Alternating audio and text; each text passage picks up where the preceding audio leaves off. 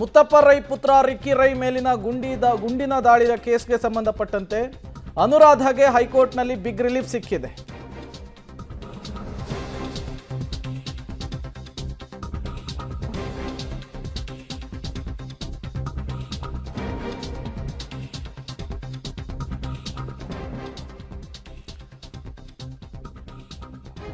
ಮುತ್ತಪ್ಪ ರೈ ಅವರ ಎರಡನೇ ಪತ್ನಿ ಅನುರಾಧಾ ಅವರು ಈ ಪ್ರಕರಣದಲ್ಲಿ ಎರಡನೇ ಆರೋಪಿಯಾಗಿದ್ದರು.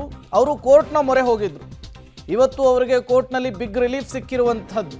ನ್ಯಾಯಮೂರ್ತಿ ಹೇಮಂತ್ ಚಂದನ್ ಅವರಿದ್ದಂತಹ ಪೀಠ ಬಿಗ್ ರಿಲೀಫ್ ಕೊಟ್ಟಿದೆ. ಏಪ್ರಿಲ್ 14ನೇ ತಾರೀಕು ಅನುರಾಧಾ ಯುರೋಪ್ಗೆ ತೆರಳಿದ್ದಾರೆ. ಈ ಪ್ರಕರಣಕ್ಕೂ ಅವರಿಗೂ ಯಾವುದೇ ರೀತಿಯ ಸಂಬಂಧ ಇಲ್ಲ ಅಂಥೇಳಿ ಅನುರಾಧಾ ಪರವಾಗಿ ವಕೀಲರು ವಾದವನ್ನು ಮಂಡಿಸಿದರು. ಹತ್ಯೆಯ ಯತ್ನಕ್ಕೂ ಅನುರಾಧಾ ಅವರಿಗೂ ಯಾವುದೇ ರೀತಿಯ ಲಿಂಕ್ ಇಲ್ಲ. ವಕೀಲ ವೆಂಕಟೇಶ್ ಅರಬಟ್ಟಿ ಅವರಿಂದ ವಾದ ಮಂಡನೆಯನ್ನು ಮಾಡಲಾಗಿತ್ತು. ವಾದವನ್ನು ಆಲಿಸಿದಂತಹ ನ್ಯಾಯಾಲಯ ನ್ಯಾಯಮೂರ್ತಿ ಹೇಮಂತ್ ಚಂದನ್ ಗೌಡರಿದ್ದಂತಹ ಪೀಠ ಈಗ ಆದೇಶವನ್ನು ಕೊಟ್ಟಿದೆ.